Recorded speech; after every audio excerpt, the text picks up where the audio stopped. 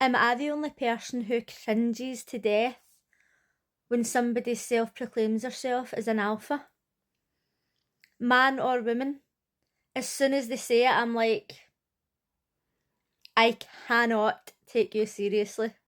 Tempting Fortune Season 2 Episode 5, and what the fuck is he all about?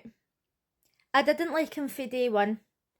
I've spoke about it before, when he was talking about being a personal trainer and he says he's got zero tolerance for failure.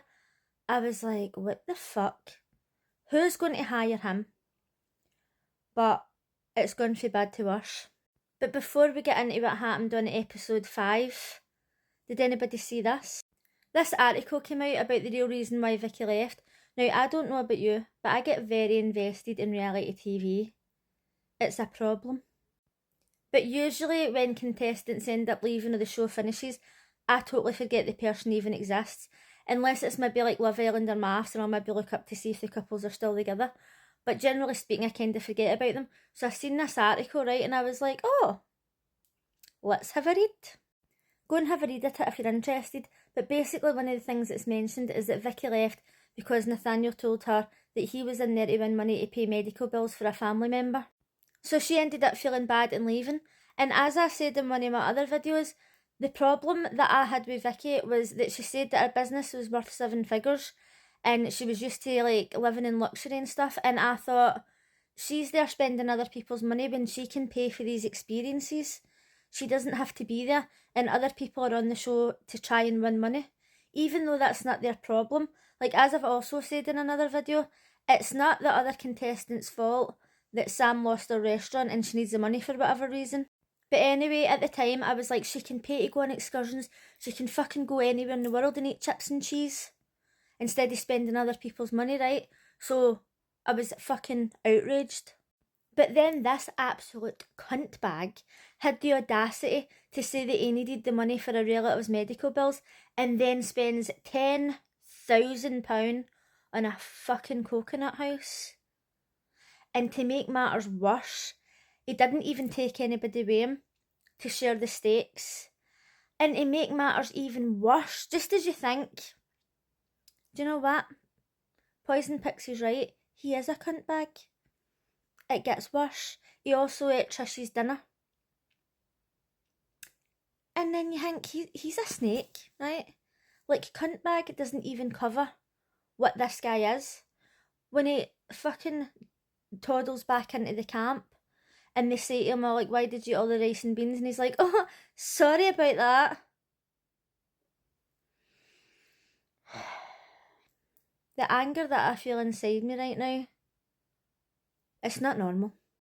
So Vicky ended up leaving because this thing, who for whatever reason thinks he's an alpha, lied and says that he needed money for medical bills. And in the show, she says, oh, I'm only going to take money for shortcuts and food and like whatever I need. And in her defence, she did do that, right? But she only left because he lied. I would be fucking raging.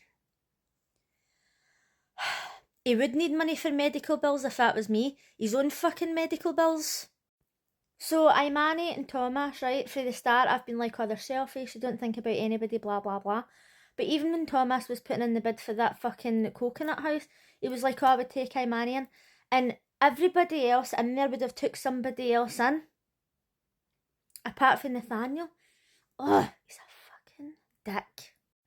So people have been saying that Imani's fiery. I don't think she is. I think she just doesn't take any shit. I'm the same, but where this woman gets her inner strength, I need to know. Like, does she read some sort of life coaching books or what? Because, like, I need to learn. When Nathaniel had the audacity to tell them how much he bid on that coconut, do you know what? I actually didn't think he was going to tell them. I thought he was going to lie, and that's why he says, you tell me first, right? So at least he can tell the truth. Sometimes.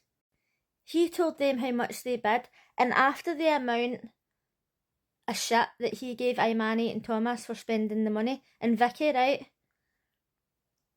None of them went off their head. Not that we've seen anyway, maybe they edited it out, right? But they stayed so calm over it. I'd have lost my shit.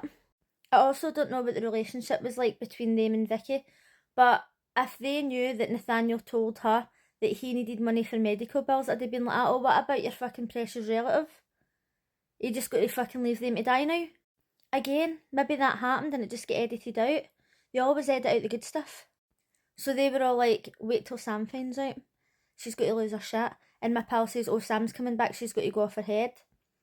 And I says, do you know what? I think she will go off her head, but I don't think she'll go off her head as much as she did at Imani, Vicky and Thomas. And she didn't. Like, she was being like kind of aggressive and angry, and she's like, oh, look at you standing there like a big man or whatever it was she was saying. But it still wasn't as aggressive as she was with other people, and I knew that she was going to be like that. But then there's so many days in now, and maybe she's just got to the point where she's like, what's the point? What is the point? Surely to God they must have been swearing and screaming at each other in there. Why did they cut all the good stuff out? They could easily give this show more episodes. So when the other group came back, they told them that they'd spent the money in the Chinese and that he had spent the money on the coconut. And I was very surprised that nobody turned around and says, aye, it wasn't a group decision. Tom just took a spring roll and then we kind of had to do it because they were going to charge us anyway. Trish was getting on at Dave for spending £300 in Haribo.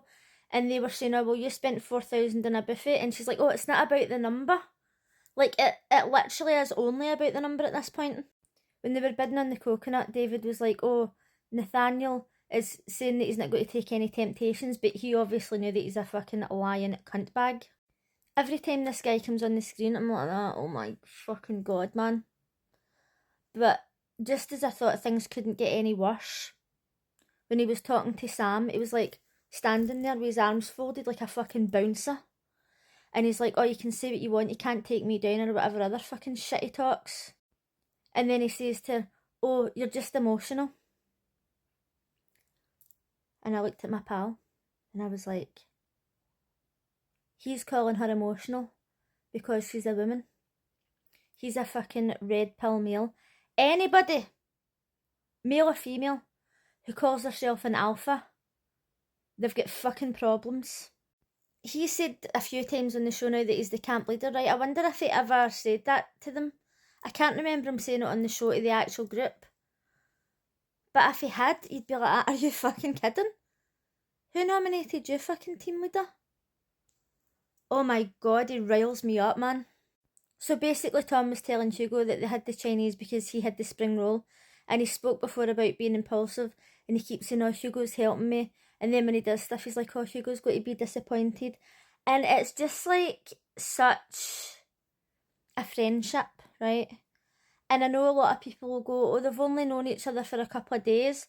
But when other people are on reality TV, because they've not got any music or entertainment or anything, they'll say like a day feels like a week. So I'm assuming that that's what it's like in this situation. And I have totally met friends in the past at work or college or whatever, and I've only known them for a short time, and you literally feel like you've known them your whole life. So I feel as if they're just kind of close like that, even though they've not known each other for that long. Let me know what you think of the whole fucking situation. What was worse? Was it the fact that he was on everybody's back for spending money and then he spent 10,000? Or was it worse that he went by himself? By his fucking self? Or was it worse that he went and ate 2 steaks after he ate Trish's dinner? The whole situation's fucked. He's fucked. Thank God this show's only like 10 episodes long. My nerves can't take it.